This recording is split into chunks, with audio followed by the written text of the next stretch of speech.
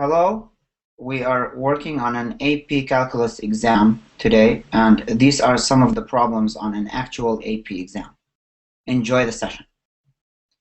Okay, so this becomes what? The 3 goes to the 1 over e. Okay, so this becomes 1 over e cubed. So altogether becomes 1 over 3e cubed. Do you agree? Plus ln 1 over e, this is the same thing as ln e to the negative 1 because you can push e up and it becomes e to the negative 1. And then you can take this negative 1 and put it outside. So this becomes negative 1 ln e. And ln e is just 1. So this is just negative 1 times 1. Wait, how is 1 over e to the 3 over 3 1 over 3e 3? Oh, okay. I'll show you. So this is 1 over e cubed all over 3, correct? Because this is 1 cube over e cubed. So instead of dividing by 3, I will take this and multiply it by 1/3. Right? Because I could turn division into multiplication by multiplying by the reciprocal. So 1 over e cubed, I left 1 cube is just 1 over e cubed, and now rather than I got it. so this becomes 1 over 3e cubed. Yeah.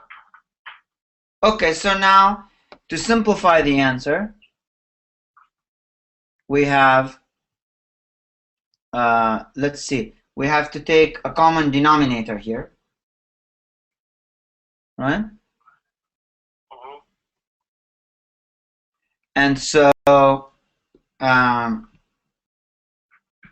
where are we here? Okay, so yeah, e to the 6, so this becomes 2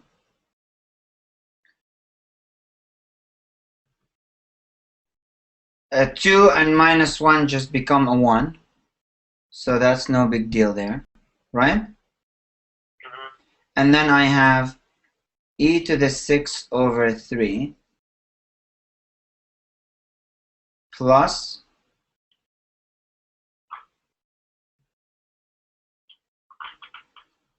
or minus 1 over 3e3. So what I could do is I could take a common denominator here to be 3e to the 3, and so this becomes 3e to the 3, right? Because this is over 1. And I would multiply here by e to the 3, so this becomes e to the 9 minus 1, because this has everything below, I didn't multiply it by anything, plus 3e to the 3.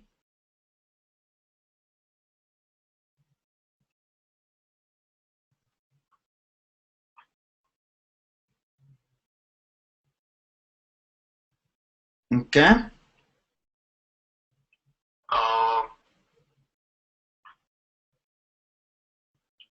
me check. Is that one of the answers? Hold on, let me see. I don't think so.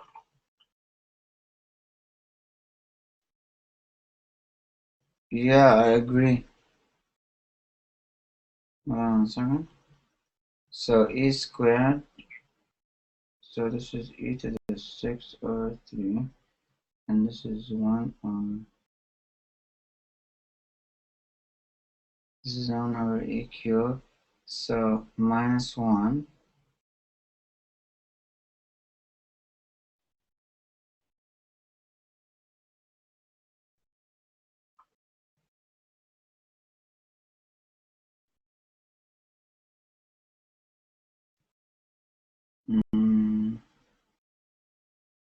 And we took common denominator here, so this became e to the 9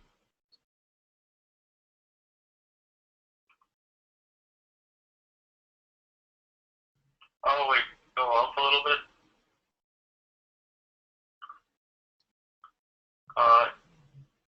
Apparently, there are answers at the bottom, and it says it's plus 1, not minus 1. Oh, right.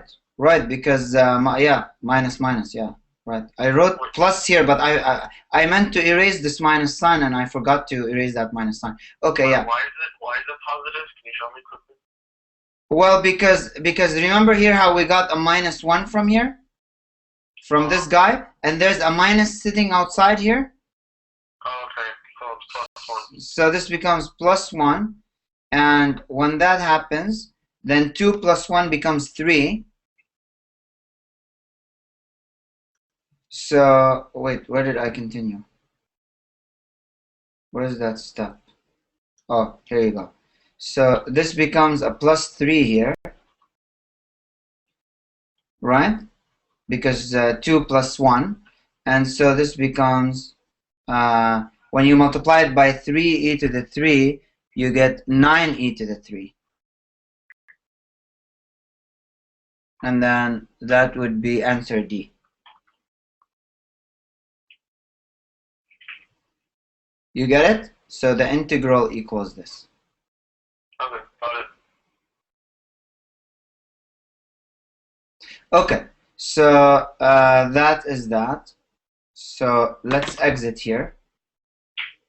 And oops, I can't email this to you before I have. Okay, let's go to the second one. I need to email this to you, but Microsoft has to be open for me to be able to do that.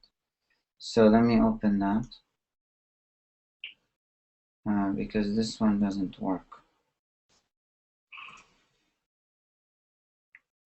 Okay, the next question, let me look at the, okay.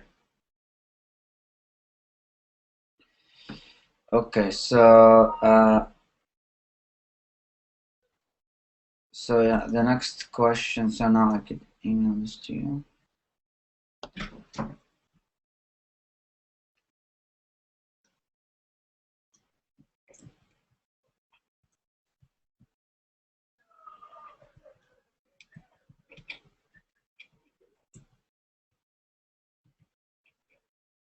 Okay.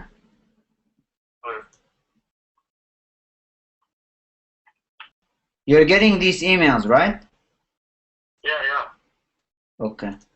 So if I go to another page, okay, so we have a particle moves along the y-axis so that its position at time t between 0 and 20 is given by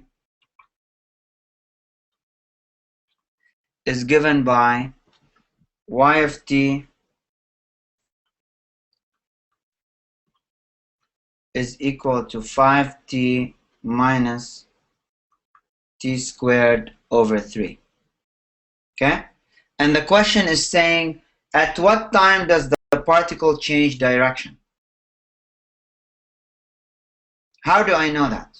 How do I know when a particle changes direction? The change of the reflection point?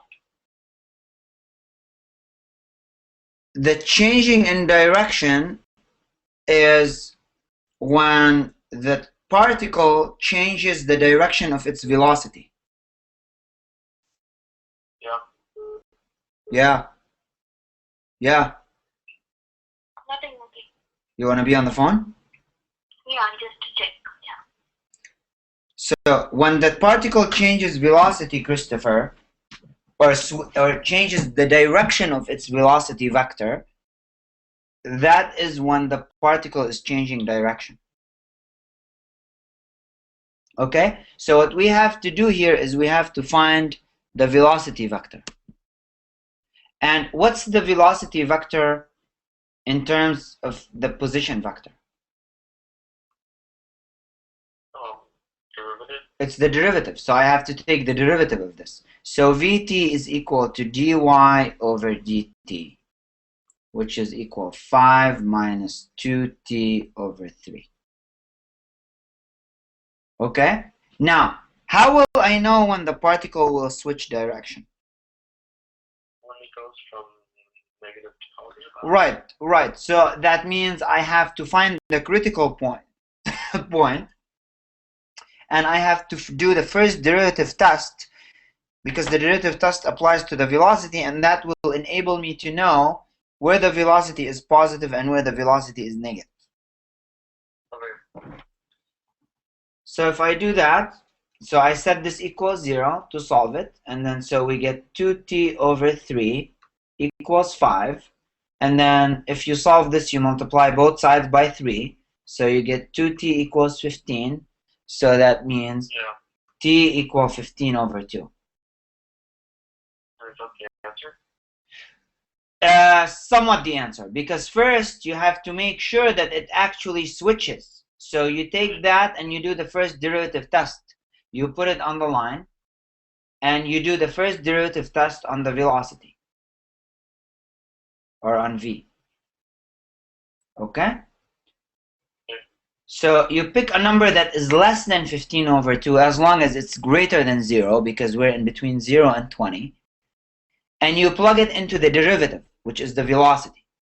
So if I pick, say, 1, and I plug it in, I get 5 minus 2/3, which is positive. And if I pick a number greater than 15 over 2, say I pick 15 over 2 is 7.5. Say I pick 8 and plug in 8, you get 16 over 3, which is greater than 5. So 5 minus something greater than 5 will give you negative.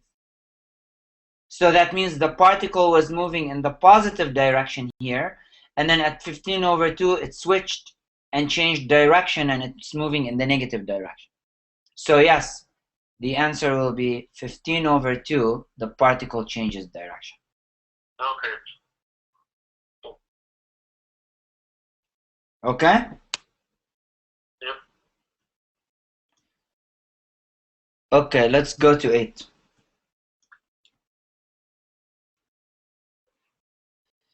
If f of x equals... Wait, weren't we just on number 4? Oh yeah, I don't know why my test went to 8. Oh, I have to go to the other side. Oh, okay, got you. Sorry about that. So I'll adjust here. So I'll put 5.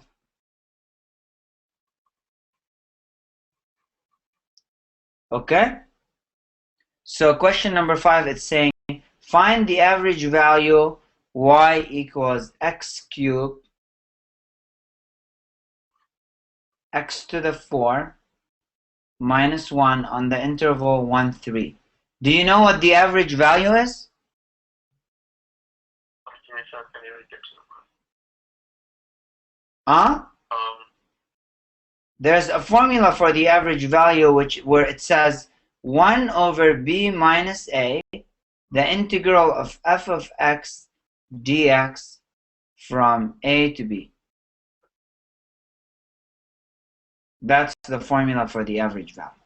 So you're basically, what you're doing is you're taking the function, which in this case, by the way, is y, you're integrating it, okay, to figure out the area underneath it, between a and b, and then divide by b minus a, which is the width of that area, and that will get you the average value of the integral.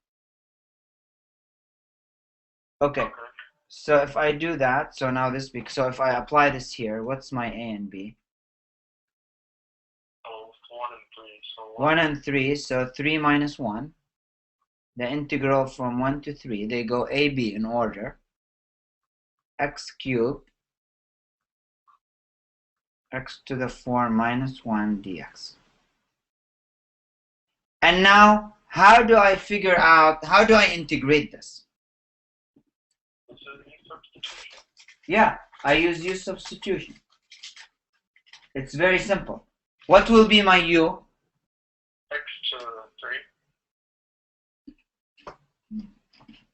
If you call u to be x to the 3, what will you do with x to the 4 minus 1? Oh wait, sorry, the derivative of x to the 4 minus 1 is just 3x to the 3. So, okay, yeah. Right. So because of what you just said, this guy has to be the u. Okay. So u equals x to the 4 minus 1, because the derivative of that will give me a constant multiple that is available inside my integrand. Yeah. So du is equal to 4 x cubed dx. That means what? That means du over 4 is equal to x cubed dx. So now I could replace my x cubed dx with du over 4, and I could replace this guy here without the square root. I didn't mean to include the square root, right? Without the square root, just this guy here with u, right? Yeah, Okay, so now this becomes 1/2, because 3 minus 1 is 2, okay? X cubed d, or this becomes u square root u, because I have a square root above it, to the half, which is okay because I can deal with that. I can integrate that. There's no problem with that square root. And then x cubed dx is just du over 4. And now because the 4 is a constant, I can pull it out in the integral. So this becomes 1 over 8 u to the half du. Okay? And what's the integral of u to the half? You add 1 and you divide by the new exponent. Okay? So this becomes 1 over 8 u to the 3/2. 1/2 plus 1 is 3/2. Instead of dividing by 3/2, you can multiply by 2/3.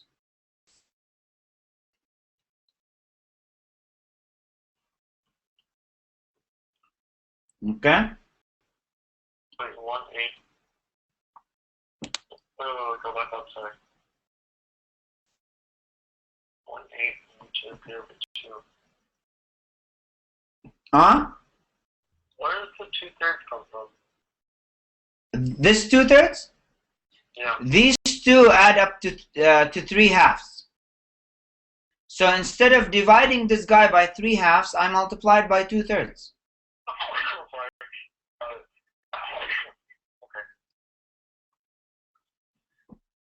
Okay? So then this becomes, now I'm going to put the u back for what it is. So we called the u to be x to the 4 minus 1.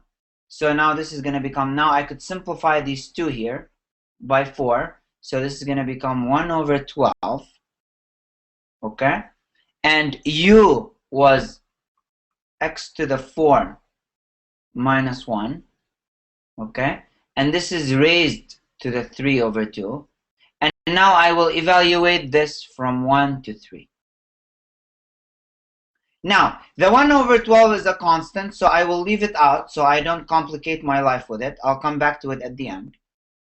And then I plug in the 3, so this becomes 3 to the 4. What's 3 to the 4? 81 minus 1 to the 3 over 2 minus, now I plug in the 1. Notice if I plug in the 1, 1 to the 4th is 1 minus 1 is 0. 0 to the 3/2 is 0. So this becomes 1 over 12. 81 minus 1 is 80. 80 to the 3/2 is the same thing as 80 cubed square root. Okay? Because the 2 is going to be the base of the integrand and the cube is on the 80 inside. So this becomes 1 over 12. Now 80 cubed is the same thing as 80 times 80 times 80. So 180 comes out, right? And then there's 180 that stays inside the root, but 80 is the same thing as what? 16 times 5. 16 times 5. So you can take out a 4. Square root 16 is 4. So then this becomes 1 over 12, 4 times 80, square root 5. And now if we reduce that, 4 and this guy reduces to 3, right? So it becomes 80 root 5 over 3. There's no more simplification we can do because 3 does not divide 80.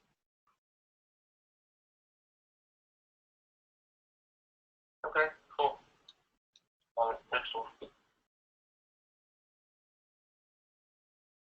Okay, number 6.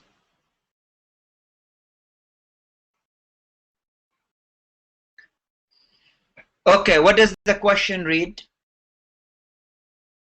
Given that f is the continuous function of the interval 1 to 5, and f takes values shown on the table, the function f will have 2 zeros in the interval 1 5 if k equals.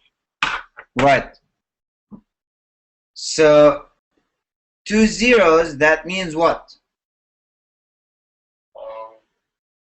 That means we can, if f is continuous on the graph 1 5, right? That means we can invoke the mean value theorem, right? Okay. To say that, because think about it, if we have a graph here, let me show you, right? And if x is 1, y is 4, so this is 1, 4. Oops, I meant to write 1, 4. So this here is 1, 4. And this point is 5, 3. So let's just say this is 5.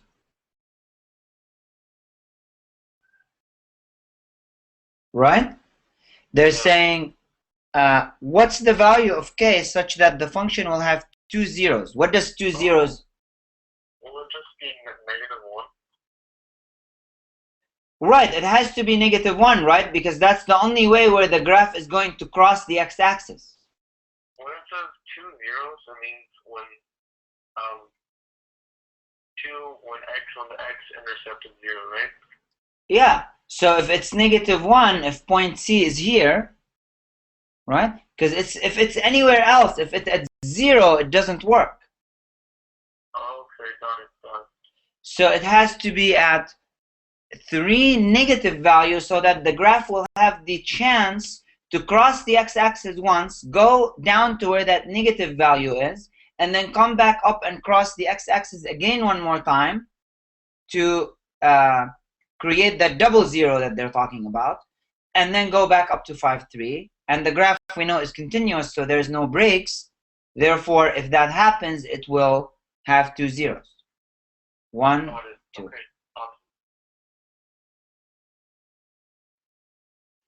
Okay. Okay. Okay, 7. Wait.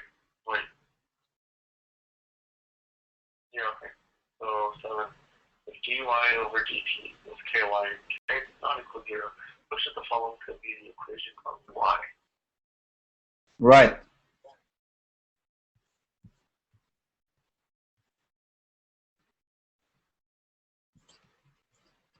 dy, wait, I lost the page. This thing, which one are we on? 7? Okay.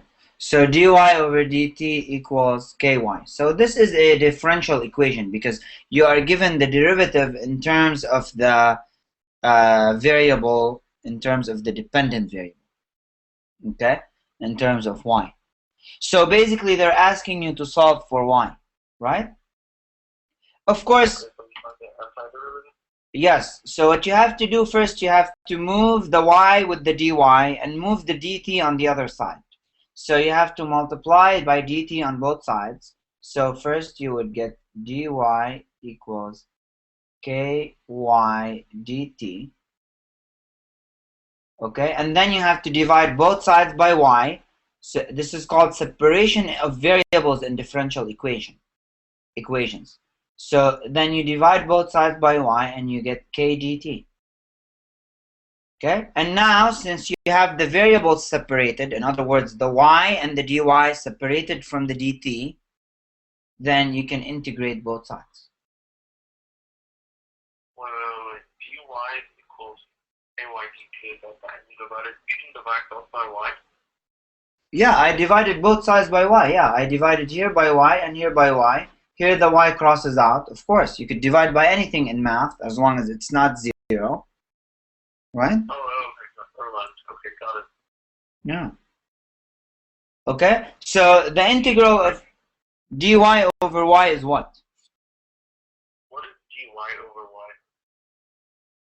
Dy over y is the differential of y divided by the equation y, the dependent variable, whatever it is. It's the derivative over the original. Okay. It's like we were integrating dx over x. It's the same thing. Was the goal to get all the y on one side? What's that? Was the goal to get all the y onto one side? Yes, the goal is to separate the variables on the same side. Yes, so to get the dy's with the y's and the dt's, if there's t's, the dt's with the t's. But there's no t's, so you just leave the dt on the other side by itself. Remember, k is a constant. It doesn't matter. It's like number 5. It doesn't matter where you have it. I could have it here or I could have it on the left. It doesn't contribute to anything. The point is to separate the y's and the t's with their corresponding differentials. Okay, so now if I integrate dy over y, the integral of that is ln y. Just like the integral of dx over x is ln x. And you can test, you can take the derivative of ln y and you're supposed to get what's inside your integrand, which you do. If you differentiate ln y, you get 1 over y. And here the k is a constant, I take it outside, and the integral of dt is just t. So this would be kt plus a constant of integration. Okay? So now, this is base e. So from the properties of the logs, I turn this around because I need to solve for y. All the answers are y equals this and that, not ln y. So now y equals e raised to the kt plus c, which is equal e raised to the kt times e to the c. Now what's e to the c?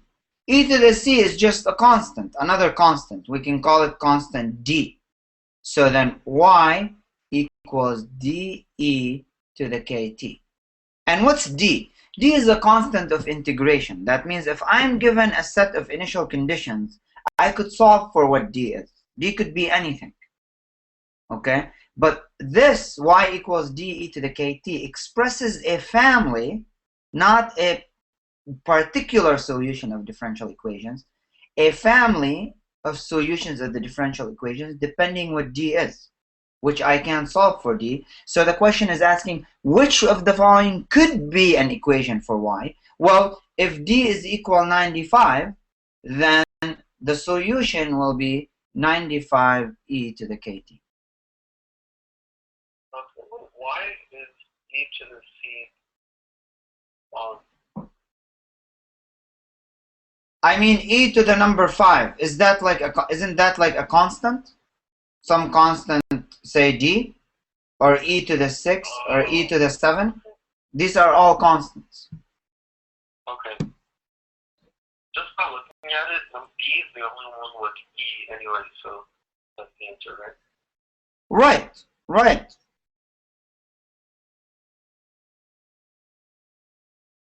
Okay. Of course, another way to do this question, if you get stuck on the exam, is to take each, I mean, it wouldn't be very time efficient, but you can eliminate some of these fairly quickly, is to take the derivative of each one. Like, for example, let's say you are suspecting that the answer is A, right? Then a quick differentiation would tell you that dy, well, first of all, it's not, that doesn't even have a t. It doesn't make sense. dy over dt is 0 for this, because there's no t here. Oh, D is the only one that has T. Right. So that's enough to tell you, but let's just say, for any reason, that, you know, it had, let's say this one was y equals kt minus 7. Well, a quick differentiation would tell you that dy over dt is equal to k. It doesn't equal ky. So that means it can't be the answer. Okay.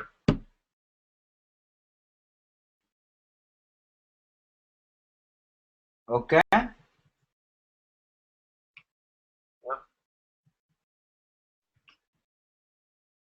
Emails to you.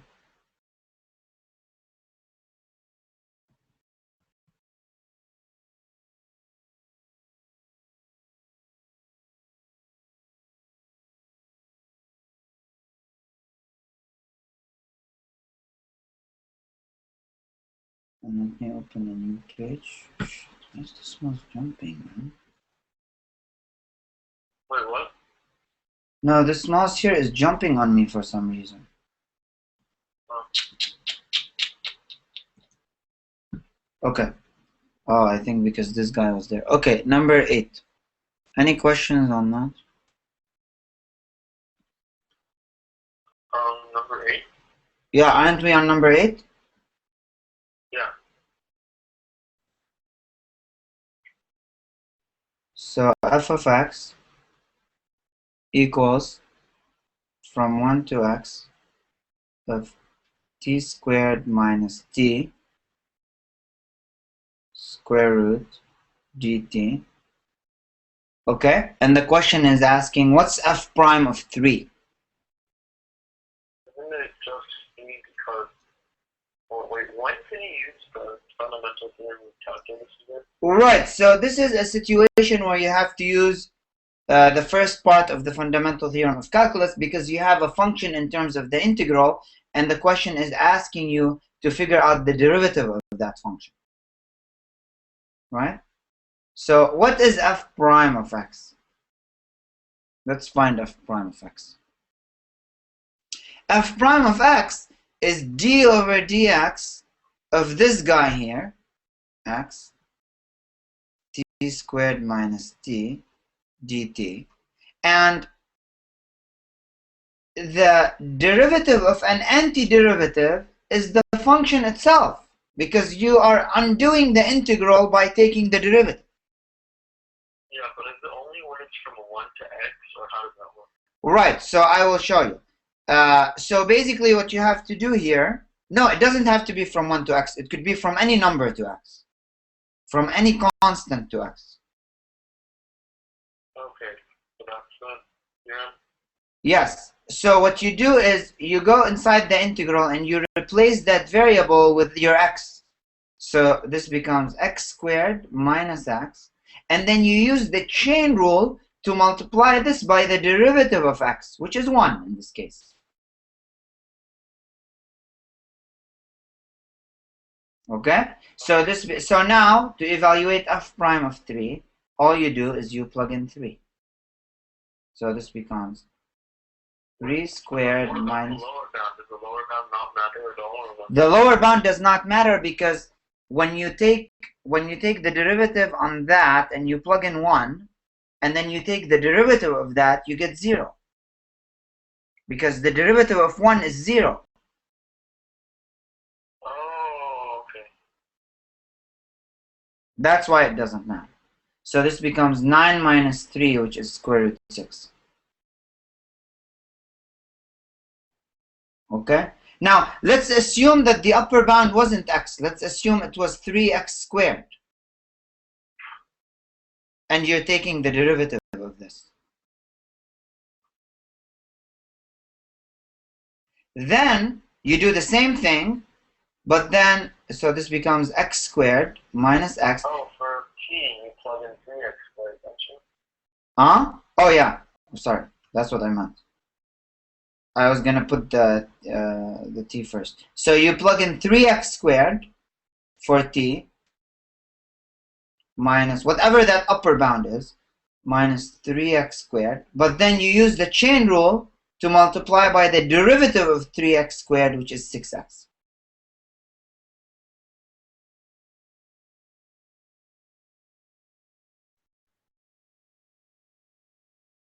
Okay?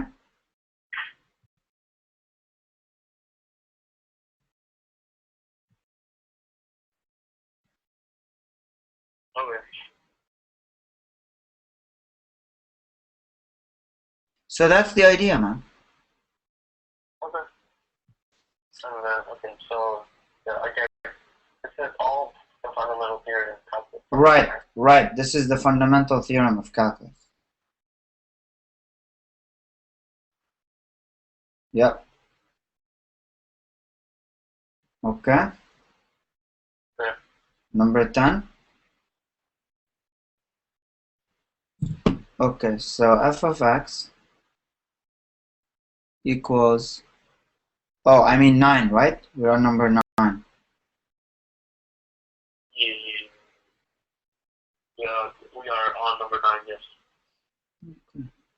So f of x equals tan e to the 2x. Okay, this is f of x. And they want what?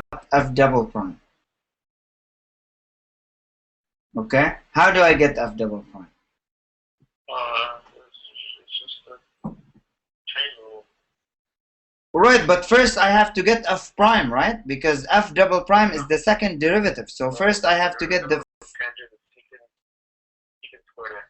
Right, but I have to find the first derivative first. Yeah, but the first derivative would be... Secant squared. Huh? Secant squared, and what goes inside? E to 2x. E to the 2x. Multiplied by e to the 2x, because that's the derivative inside. Okay. Good. Chain rule to multiply by the derivative of the inside. And then the chain rule again to multiply by the derivative of the exponent of the inside. So times 2. Oh, the chain rule within a chain rule. Yep. Oh yeah. You could have as many chain rules as the problem allows. Okay, so they're multiplied by 2, right? Yes, multiplied by 2. I wrote 2 there. Okay. Because the derivative of 2x is 2. Okay. Basically, A is the first derivative. What do you say? Answer A is the first derivative. Answer A is the first derivative. Yes, they put it there so they confuse you. So if you're not paying attention and you find the first derivative, you just rush and put it as the answer, and of course it'll be the wrong answer.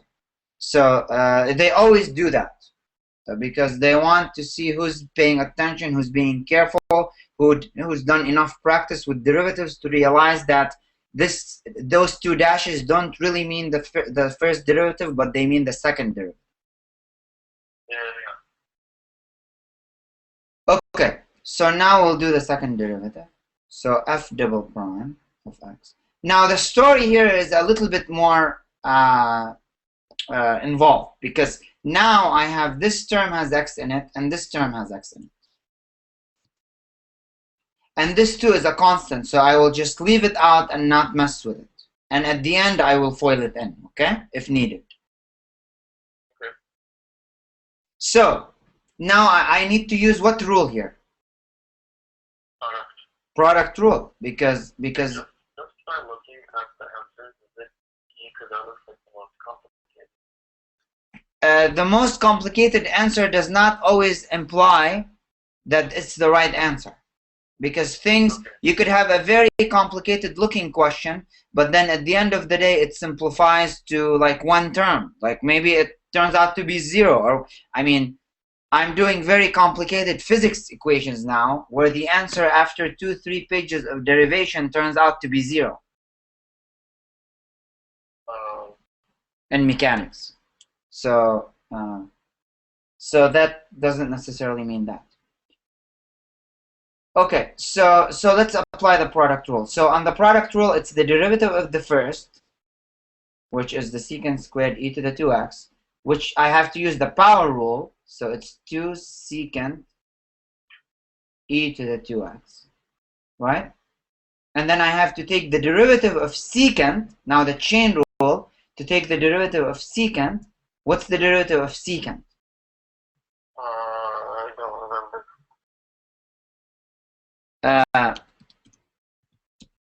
The derivative of secant is minus cosecant cotangent, isn't it?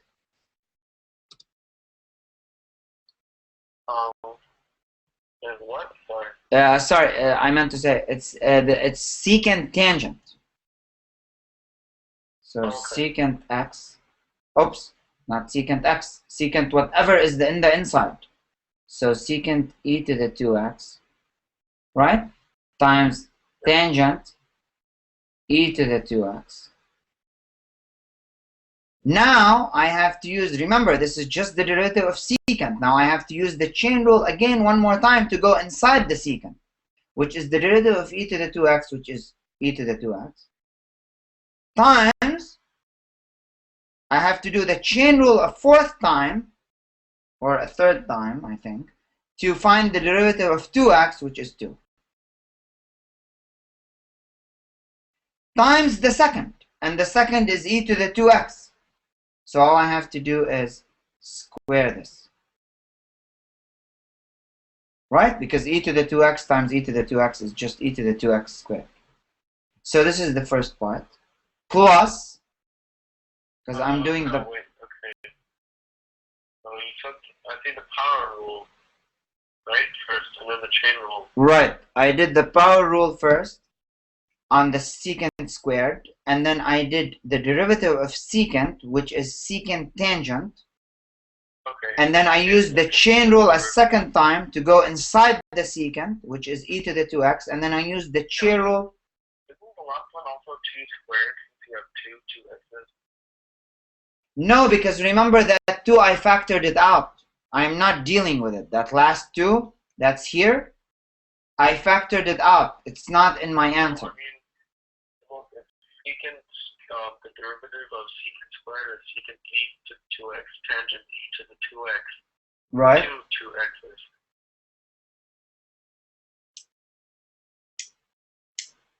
No, because when you're doing the chain rule, you're not going on the secant and the tangent. You're going on the original, which is the secant squared e to the 2x. You're going inside the secant squared, not inside any of those bottom ones. Oh, okay, never mind. Got it. Because it's your original function that you're doing the chain rules on. These are just the result, the consequence of applying the chain rule. Okay, then why is e to the 2x or? Oh, because I have e to the 2x coming from the chain rule on the secant squared when I did the chain rule of the inside.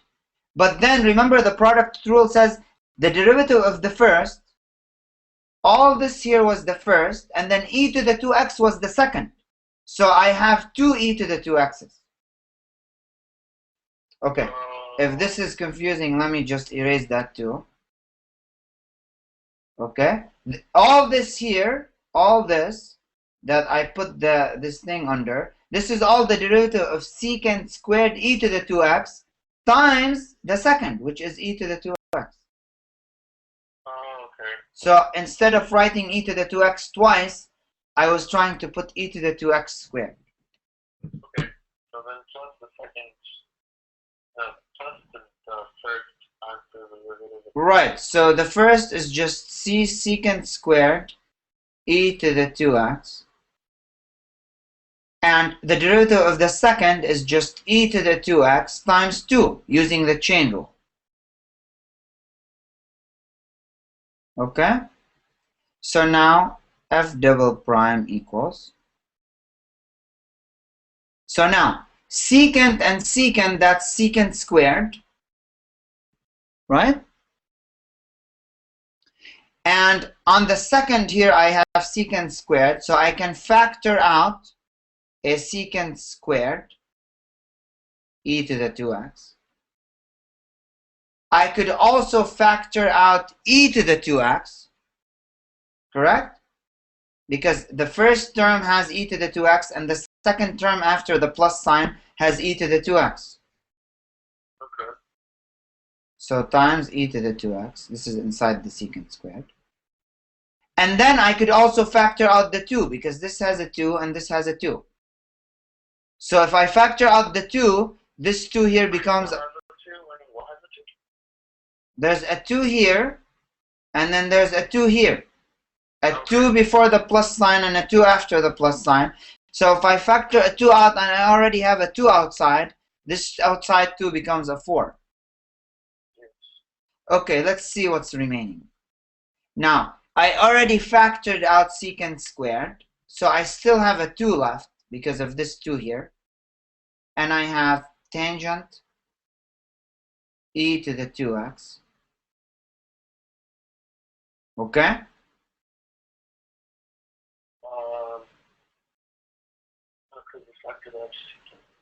Right. So let me put the 2 in small here. And I also have an e to the 2x because I factored one of them out, but I still have another one remaining here. Okay. So this is e to the 2x. Plus, I already factored the secant squared out. I factored the 2 out and I factored e to the 2x out. So all I have left here is a 1. And so that would be answer E.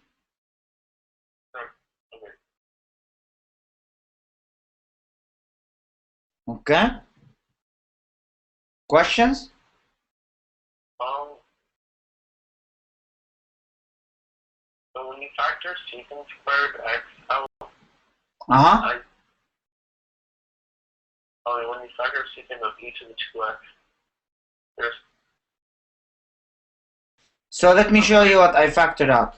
I factored these two come up to secant squared, and here I have a secant squared.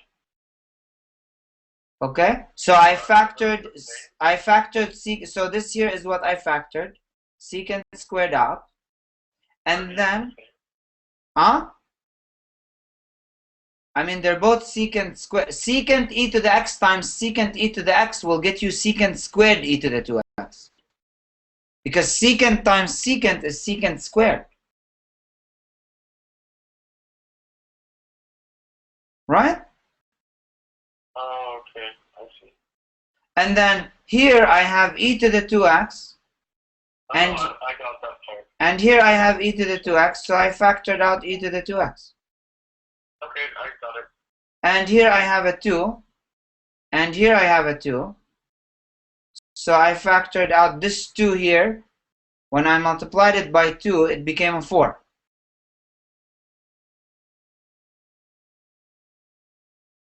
Okay. Yeah, because sine times sine is sine squared, as long as the inside is the same, right? And here the inside is the same. In both secants, it's e to the 2x. So secant e to the 2x times secant e to the 2x will be secant squared e to the 2x. Yeah. Okay? Okay. So let's pull the slide down. Okay, so which one are we on now? 10? We are on... Yes, we're on 10. Okay, so f of x equals secant 3x. And what's the question asking? F prime of 3 pi over 4 equals what? Okay, so that means I have to find the derivative and then evaluate it at 3 pi over 4. So this is a straightforward question. What's f prime of x? What's the derivative of secant? We just said secant tangent. So secant 3x times tangent 3x. And now you use the chain rule to multiply by the derivative of the inside. The inside is 3x and the derivative of 3x is 3. Wait, so the derivative of secant is secant times tangent? Yes, the derivative of secant is secant times tangent. You have to know that. Okay. There's a way to derive it if you don't know it.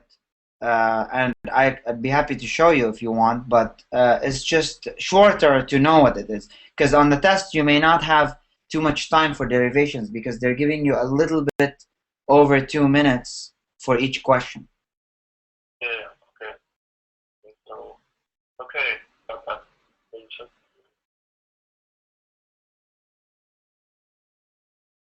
So this becomes 3 secant 3 pi over 4 times, times 3, right? Because I have a 3 here.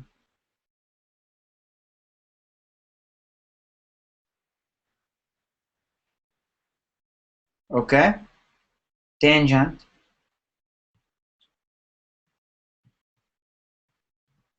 three pi over 4 times 3.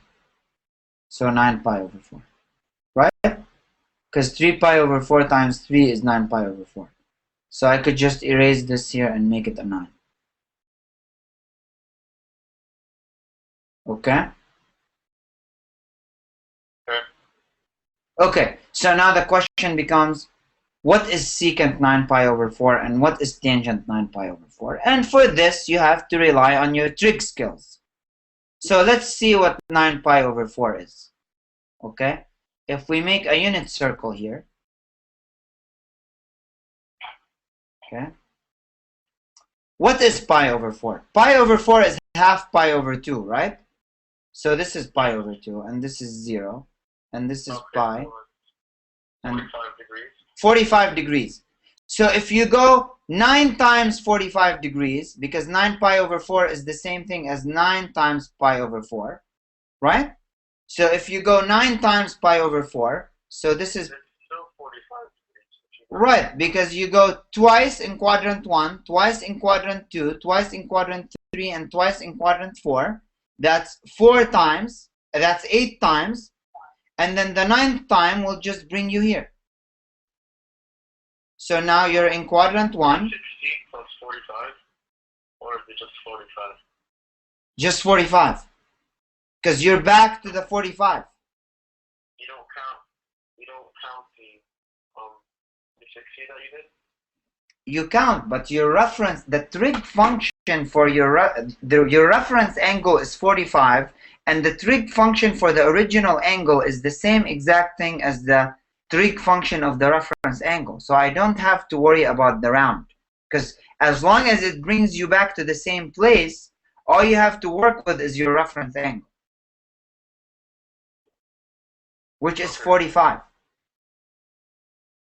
So if this is 90 and this is 45 and this is 45, so this is a 45, 45, 90 triangle. So as you know, this is 1, 1, root 2 is the ratio.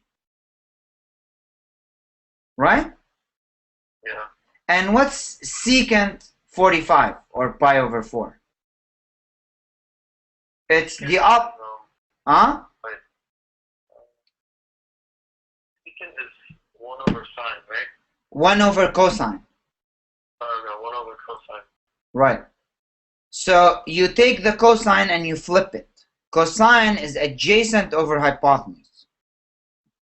So this will be hypotenuse over adjacent, which is root 2 over 1, which is root 2.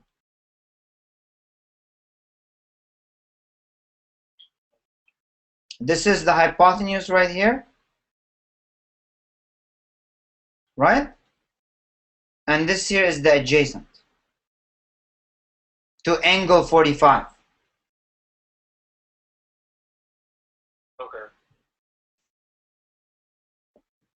So this is the secant, and now the tangent, we already have the triangle, so all we have to do is apply the formula for the tangent.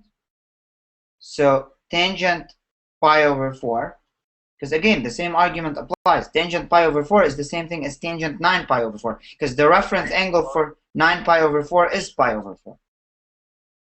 So this is, I am using this angle right here. Right here. Okay. It's always the angle with your terminal line and the x-axis. Always. Okay. Always. Okay. So that angle is, tangent is opposite over adjacent, so 1 over 1, which is 1. Because this here is your opposite. to your angle. So now all you have to do is take these values and plug them in. So f prime of 3 pi over 4, so equals 3 times, we said it's root 2 times 1, so 3 root 2.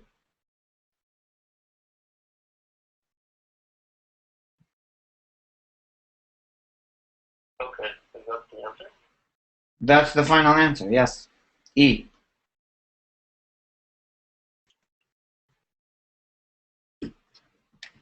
Okay. Wait, return. I think the answer is A. A? Oh, we're missing a negative sign somewhere. Let me see. I could review.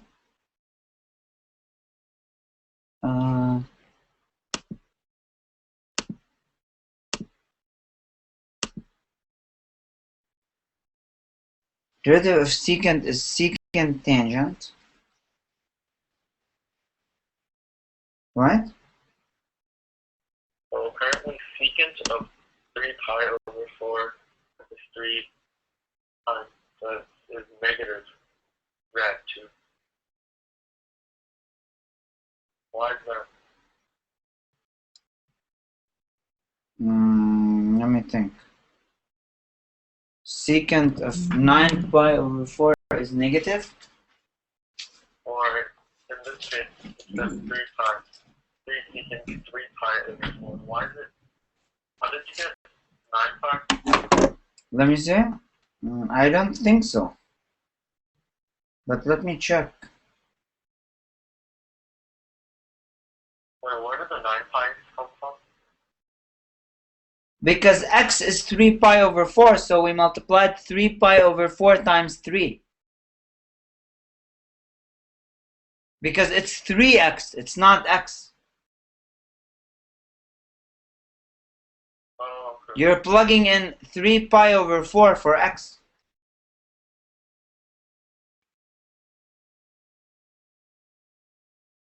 Let me see. So secant.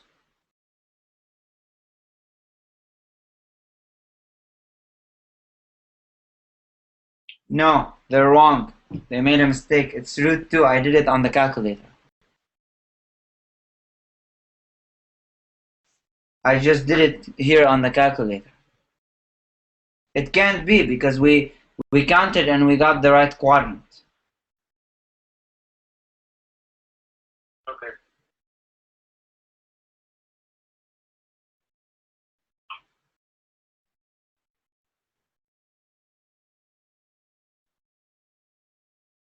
You understand?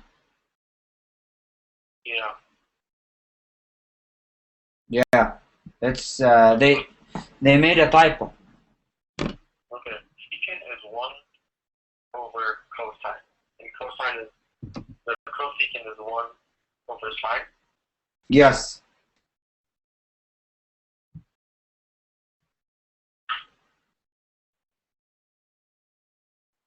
Okay. Okay. Okay. So now let's go to 11.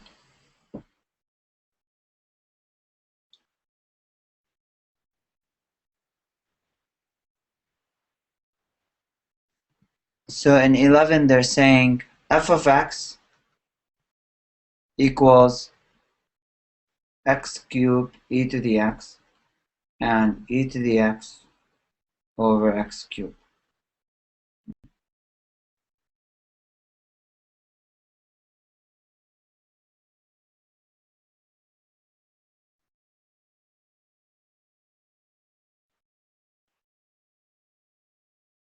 Okay?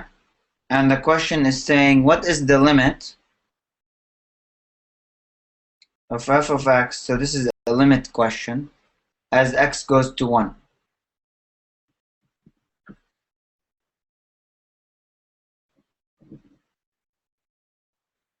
Okay?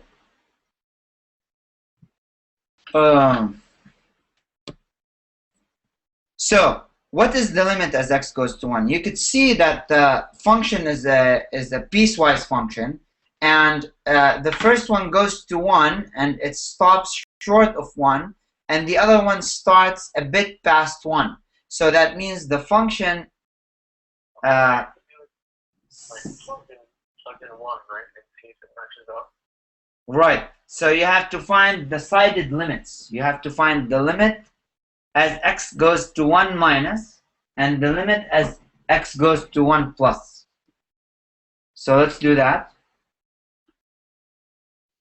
So I'm going to figure out the limit as x goes to 1 minus. 1 minus means a bit before you get to 1.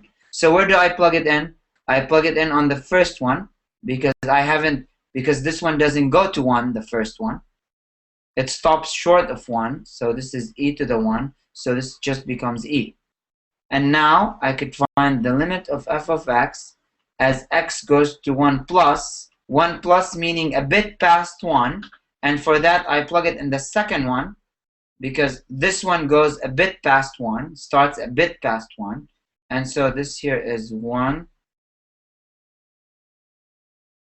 cubed. So you get e. Are the two limits the same? Yes, so it's e. So therefore, since the two limits are the same, that means the limit exists at 1 and it's equal e. Okay, cool. Right. Let's go to the next problem.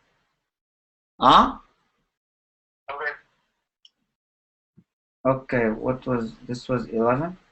12.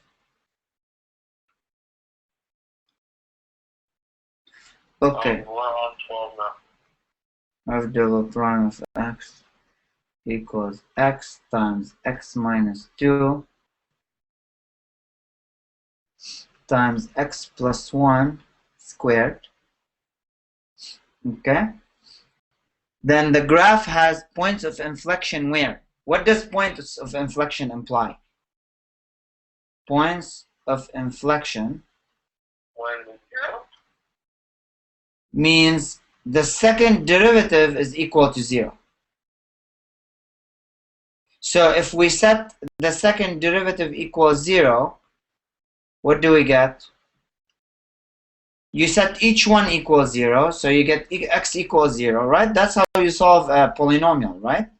If it's factored, like it is here, it's completely factored, then you set each factor equals 0.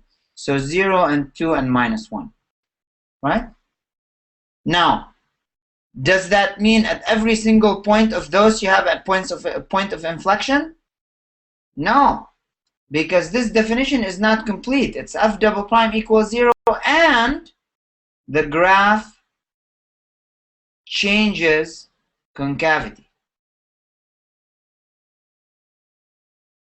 Okay, so now, How do you test that? right, so now let's find out when the graph changes concavity. The way you do that is you do the second derivative test.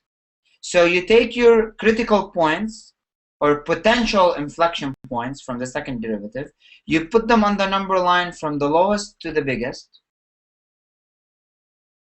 and then you test your the sign of your second derivative, and if it changes from minus to plus or plus to minus, anywhere it changes, then you have a point of inflection.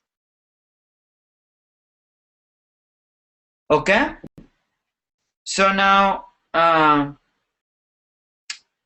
do you test it? You just take a random point less than minus 1. So we have 3 regions to test, okay? We have here, here, here, and here. So we take a point less than minus 1 and plug it in the second derivative. So if I pick minus 2, right? This is negative on the x. So if I pick minus 2, I get, so let's test it here. So we get negative times negative times negative, right? Because you get negative 2 times negative 4 times negative 1. So altogether, it will be negative. You agree? Now, we take a point between minus 1 and 0. Let's say minus 0.5. The first one will be, oops, wait. This was x plus 1 squared. I didn't see that. This is positive here. So that means this one here is positive. Okay, so now you take, I didn't go up far enough. Okay, so now we take a point between -1 and 0. So let's say negative 0.5. The first one is negative. The second one will be negative 0.5, negative 2, which will be negative 2.5, so negative. And the third one will be positive. Right? Yeah. So this will be what? Positive. Right? Okay. Now I will take a point at between 0 and 2, which is 1. So if I take 1, then the first one will be positive, the second one will be negative, and the third one will be positive. So that means positive, negative, positive. Remember, we're multiplying, so you get negative.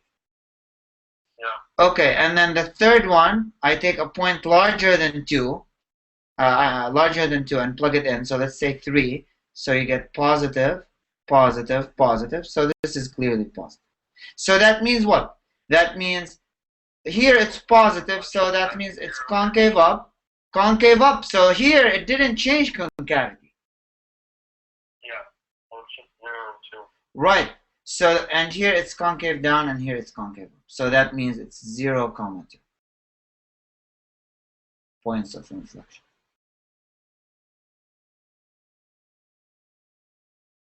Okay? Yeah. So that means answer C.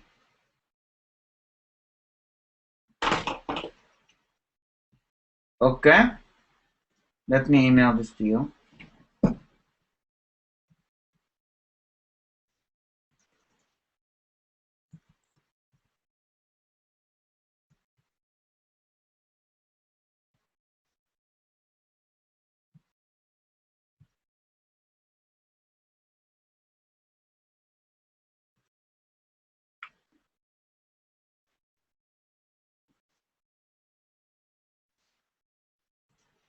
Okay, so now we are on 13.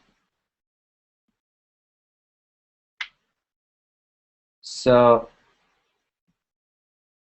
3x squared minus 4xy equals 1.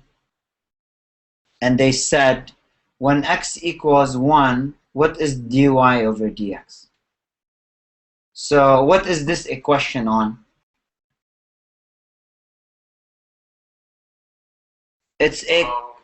You're supposed to find the derivative. This is, and since the x and y are mingled together, this is implicit differentiation. Oh, okay. This is implicit differentiation because these two guys here are together. Okay? Yeah. So I start by taking the derivative of 3x squared. So that's 6x minus 4. Now here, I have to apply the product rule on x and y because they're both variables and they both have derivatives. So the derivative of the first is 1 of x times the second times y plus the derivative, the first times the derivative of the second. What's the derivative of the second? Y prime, which is dy over dx, because this is the same exact thing as y prime. Okay? Equals, what's the derivative of 1? 0. Okay. And then you have to move all the y prime to the other side, right? Yeah, first I have to FOIL here. So this becomes 6x minus 4y minus 4xy prime equals 0. And then move the 4xy prime to the other side. So you get 4xy prime equals 6x minus 4y. Right? And then divide both sides by 4x. So you get y prime equals 6x minus 4y over 4x. I could divide each single one by 2 just to simplify it. So 3x minus 2y over 2x. And now I need to evaluate this as x equals 1. So I have to plug in x equals 1 here, right? Yeah. But what will I plug in for y? I don't know what y is, do I? Can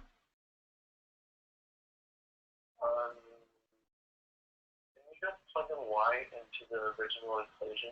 1 into the original equation. Right. That'll give you y. That's exactly the plan. So that's exactly what you need to do. You need to plug in 1 in the original to find y. So if I do that before, so I get 3 minus 4y. I'm solving for y. Equals 1. 4y equals 1. So that means 4y equals 2. So that means y equals half. So now I can find my y prime.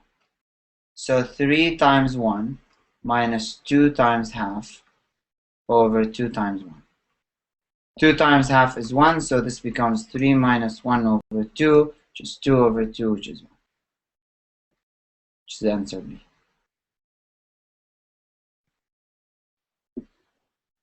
Okay? Straightforward question. Okay, 14.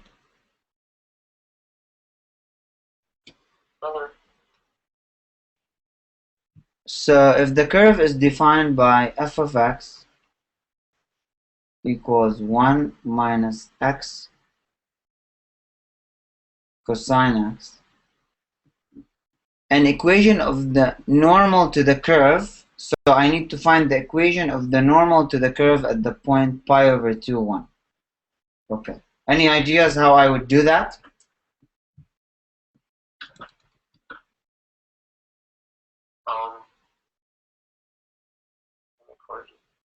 You would have to find the tangent and then do the reciprocal. Right. So basically, if my curve looks like this, and let's say I'm finding the normal here at this point, right? That means what I need to do, I need to find the equation of the tangent line at this point, and the tangent line would be perpendicular to the normal.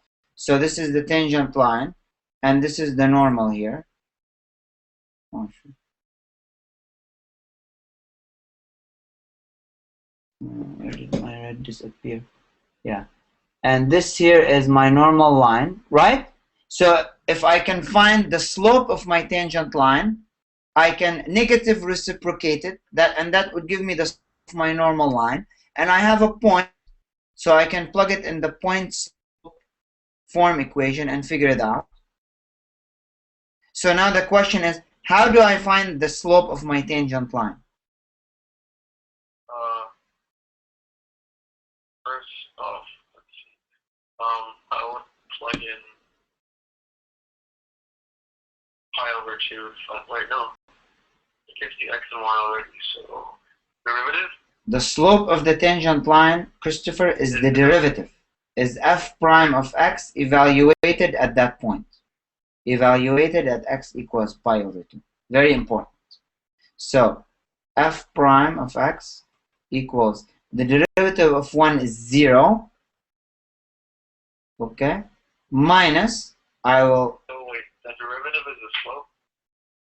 Yes, the derivative of a curve evaluated at a specific point gives you the slope of the tangent line at that point. Yes, of course. That's the definition behind the derivative. The derivative is the instantaneous rate of change, meaning it's the slope of the tangent line at that specific x.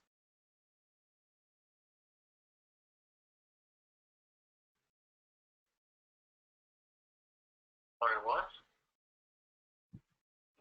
The slope, the derivative of a function, is the slope of the tangent line at a particular x. That's the whole definition behind the derivative. It's the instantaneous rate of change. What's the instantaneous rate of change? The instantaneous rate of change is the rate of change at a specific point, which is rise over run. because it's the change in the y divided by the change in the x. As the change in the x becomes extremely small and approaches a specific point, in other words, the limit as the change in x becomes 0. That is the definition of the derivative. And that gives you the slope of the tangent line, because the rise over the run is the slope. So to say it briefly, in sum, the derivative is the slope of a tangent line to the curve at that particular point.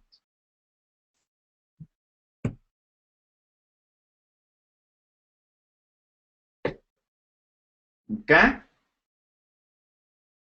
Hello? Yeah, okay. So now I have to figure out my derivative, and for that I will plug in, I will use the product rule on x cosine x, okay?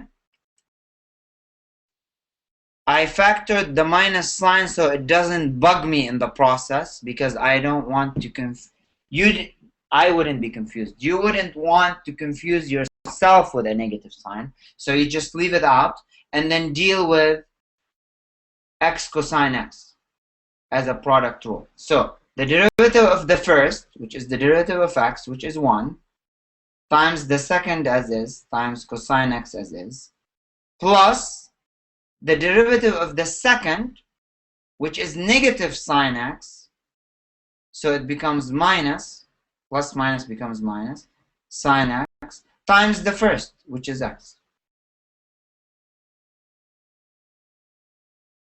So now, this is my derivative. I don't need to simplify here because that's not the point. The point is to find my slope. So I go ahead and plug my x in. So this becomes minus cosine pi over 2 minus pi over 2 sine pi over 2. Cosine pi over 2 is what? 1. 0. Because you're on top of the circle here. You're at 90 degrees. The x here is 0. Cosine, it says cosine with x and sine is y. Right. Cosine is x and sine is y. They go alphabetically. Cosine starts with a C. Sine starts with an S. Who comes first, the C or the S? The C. Therefore, who comes the first, the X or the Y? The X. So cosine associated with X and sine associated with Y alphabetically. So that's, you know, a good way to remember it. So sine pi over 2 is 1. So now minus minus becomes plus pi over 2. Okay, so that is the slope of my tangent line. Okay, so now, wait, okay. So what is the slope of my normal line? 2 over pi? Huh? Negative 2 over pi. Negative 2 over. Negative 2.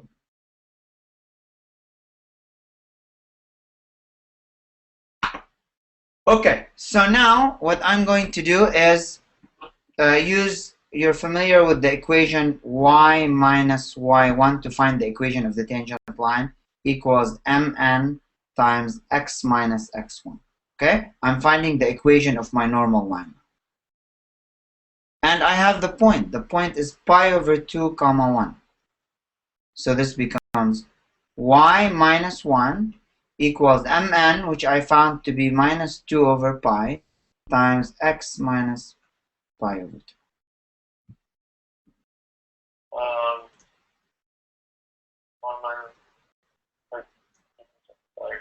Yeah.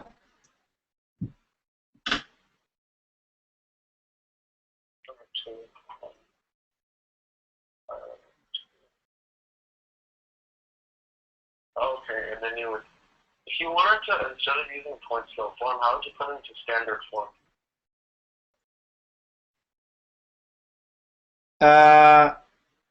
Without using the point slope form? Yeah. I could use the y equals mx plus b. How can you do that? Oh, wait. How would you do that? Huh? How would you do it using y equals mx plus b? Okay, so let me show.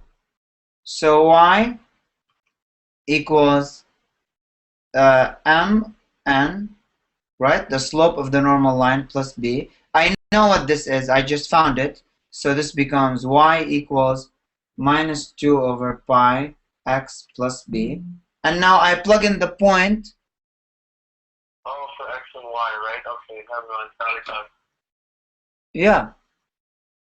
I plug in the point to find it. Right, and then x was x is pi over 2, and then so that would be crossing out with that, so negative 1. So y is 1 equals negative 1 plus 2. So the answer is D. So okay, so now this becomes y equals minus 2 over pi, minus minus becomes 1, 2 over pi times pi over 2 is 1, and then you get another one from the other side, so plus 2. So this is the equation of the tangent.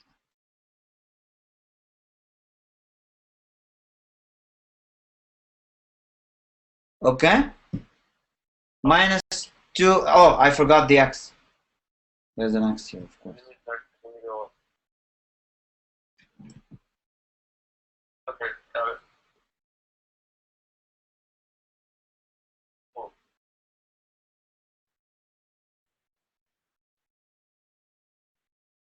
Okay? Yeah. Any questions here? No. Okay, so yes, I emphasize very strongly that the derivative is the slope of the tangent line. This is very important. You will definitely be asked, if not many questions, at least one question on that. Okay, so 15. So we have f of x equals x plus 3 over x squared minus 1. And the question is asking, what is the instantaneous rate of change at x equals 3? What are they talking about? What do they mean by instantaneous rate of change? Do you know?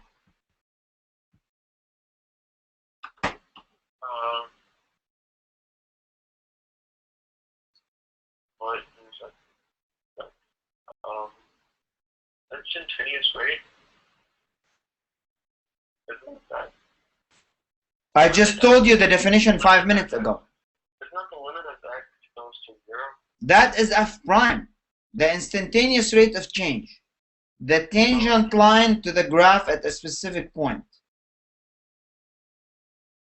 The immediate rate of change, these are all the same name for derivative.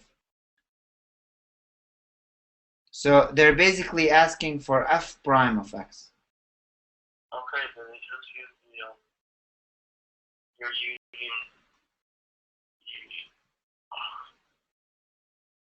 the quotient rule, so that'd be x squared minus 1 times 1. Right, times 1, because the derivative of x is 1 and the derivative of 3 is 0. And then there's the plus, or no, minus. Minus X plus 3 times 2x right. over x squared minus 1 squared. Right. So now all I have. 3, that'd be 9 minus 8. 8 minus 1, 8 minus 36. So 8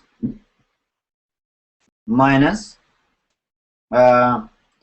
6 That's 28. times 6 is 36. So that's 28, negative 28. And this one here is 9 minus 1 is 8 squared is 64. Right? So negative 28 over 64. And you can simplify here by what? Negative 1 over 3. 4. 4. Okay, 4 will get you 7, and 4 will get you 16. So negative 7 over 16. Okay. That So, will make sense. answer B. You don't have to simple. See, the trick here with these questions is because you don't need the formal expression of the derivative since you're just plugging in x equals 3. You don't have to simplify this expression. There's no need. You just plug in the x immediately. Yeah. Okay. So let's go to the next one. So 16. If f of x is twice differentiable function on the interval a, x, and b, right? And f prime of x equals c, right? Then the question is saying,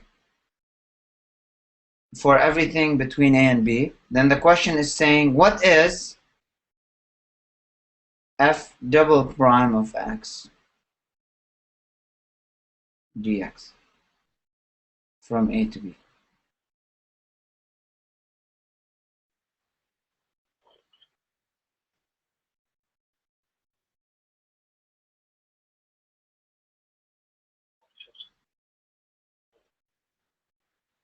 Oh, how do we do this one? Well, Okay, just kidding. Wait, okay, so the integral of the second derivative, wouldn't that just be the first derivative? right. Then that would just be,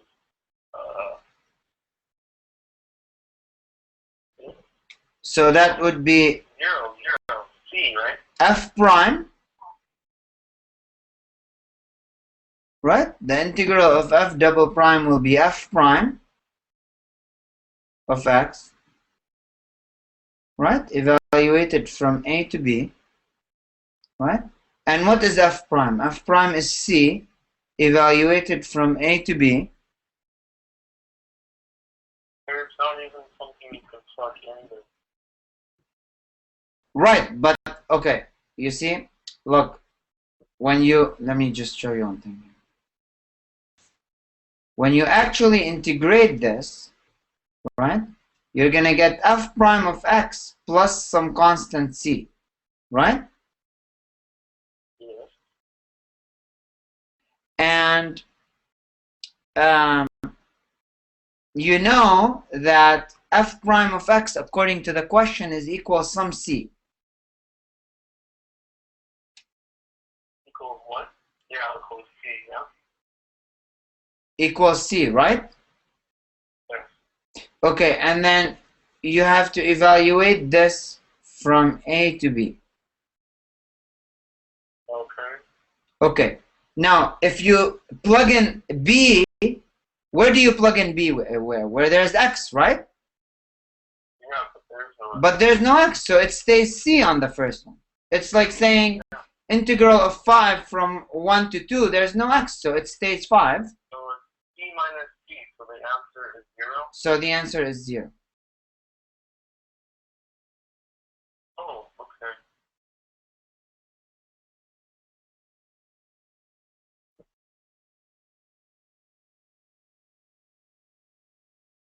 Okay, I see. Okay, 17. What does the question read? If f(x) is continuous on the closed interval a, b, and differentiable on the open interval a, b, which of the following must be true? So Right. if f of a equals f of b, then tell me.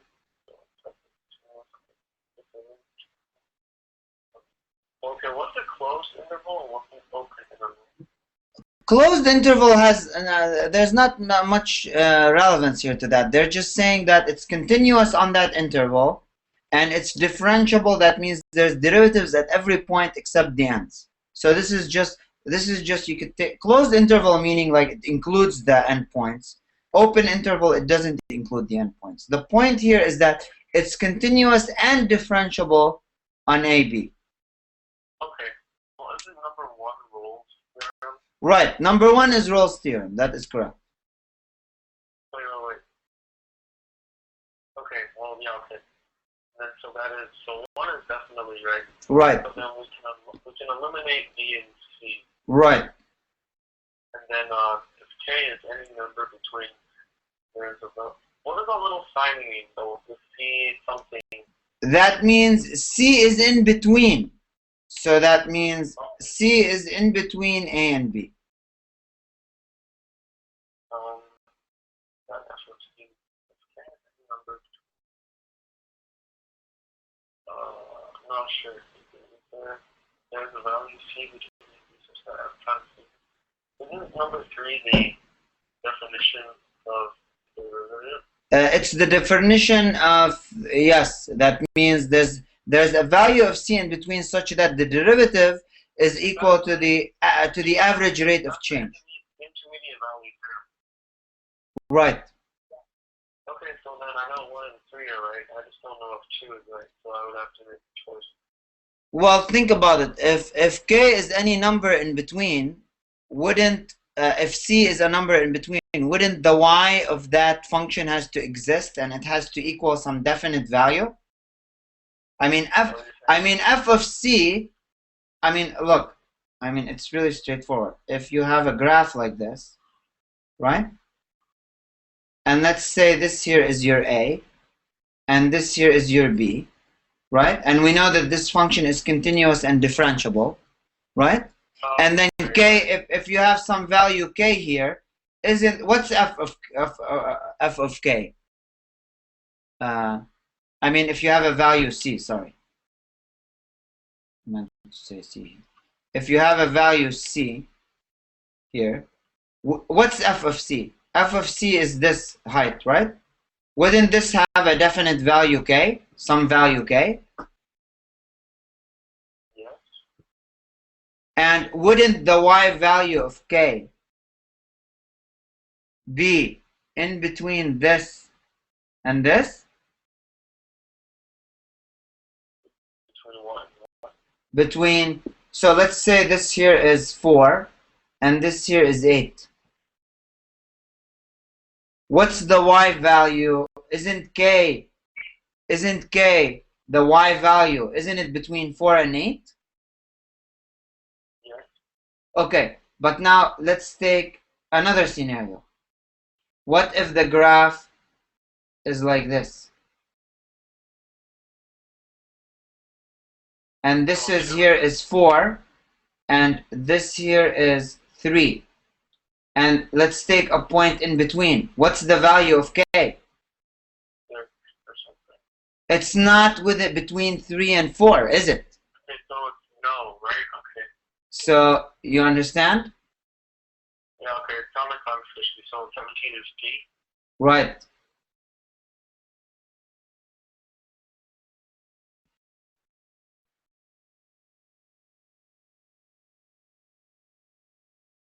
Questions on that? Wait. Apparently it says the answer is E. So 2 is right.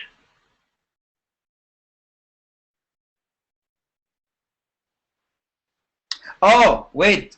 Yeah, we misread the question. It's the other way around. They're saying if K is any value in between A and B, that makes C has to be in between them, yes.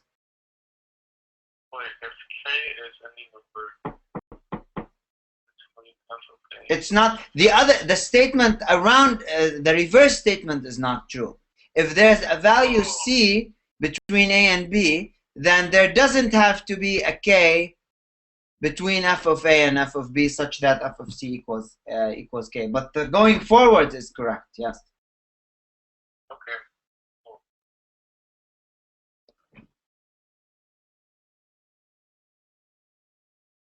Okay, so next problem. Okay, hold on.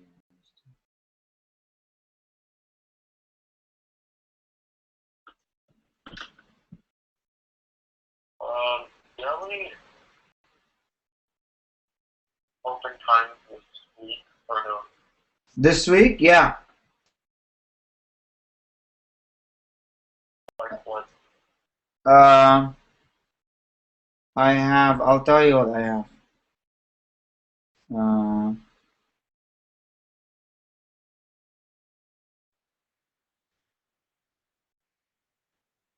I have Tuesday around 10 p.m.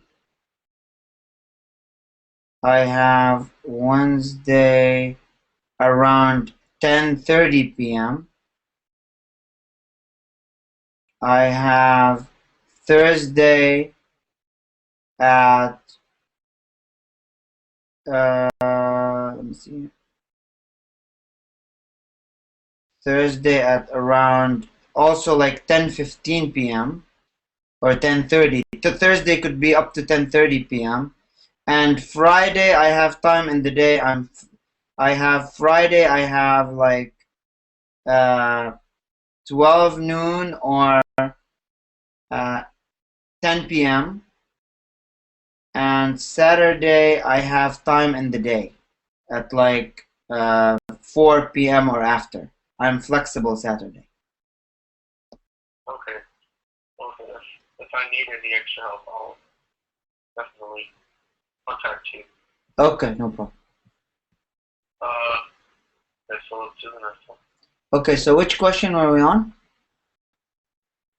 We are on problem 18, I believe. 18? Okay.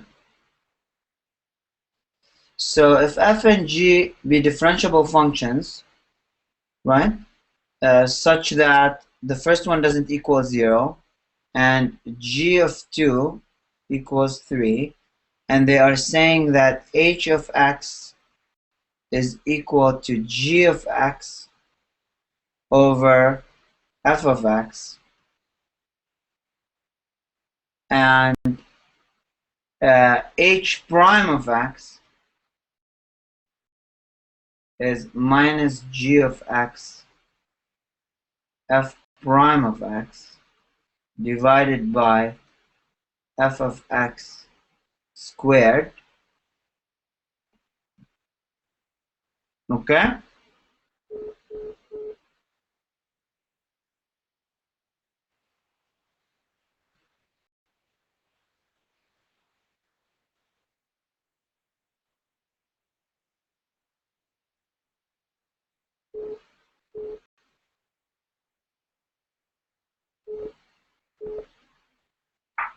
Hello?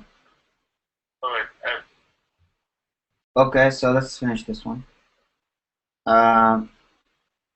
Then they're asking for g of x. Okay?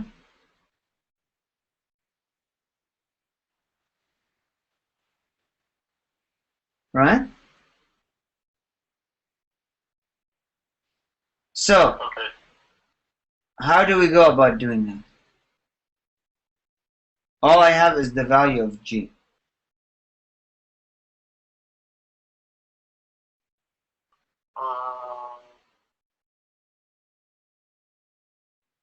Oh wait, F and G. Okay.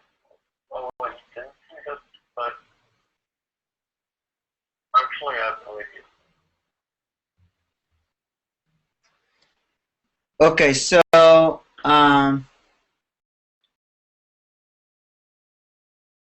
let's see. So we know that g of x is equal to f of x times h of x. Right? Like why? You just multiply both sides of the first one by f of x.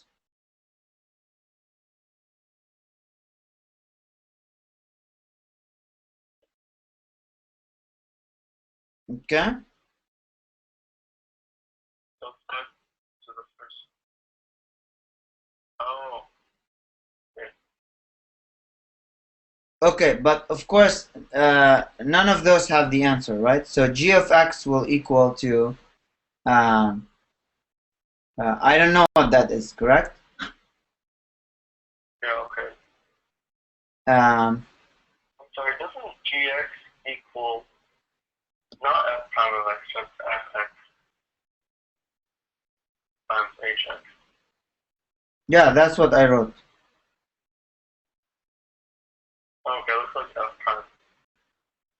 No, this is f here. Okay, sorry. And then on the second one, I know that g of x, if you turn this around, is equal to h prime of x times f prime of x. Oops, no.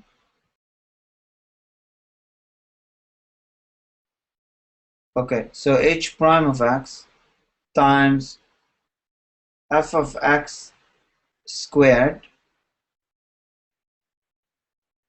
divided by f prime of x.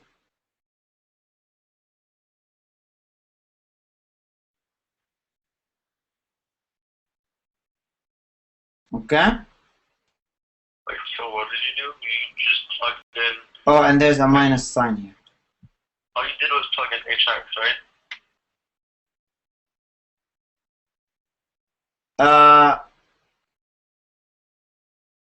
What I did is I cross multiplied both the second equation, and then I divided both sides by f prime of x.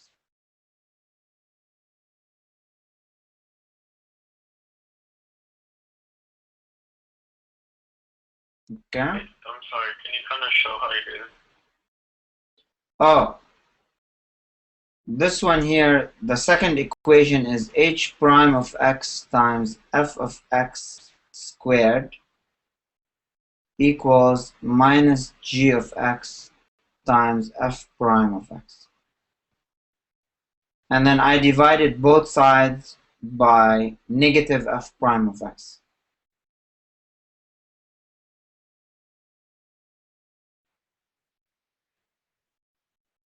You divided both sides by what?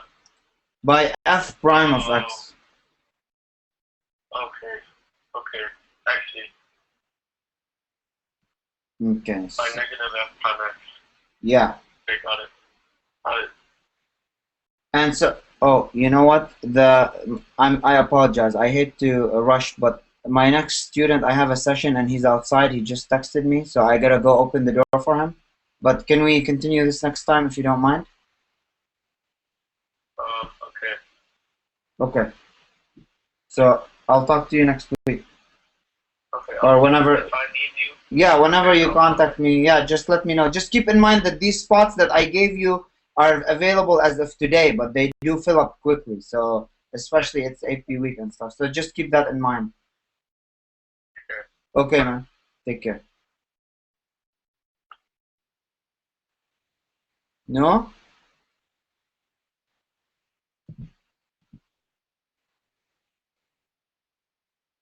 No?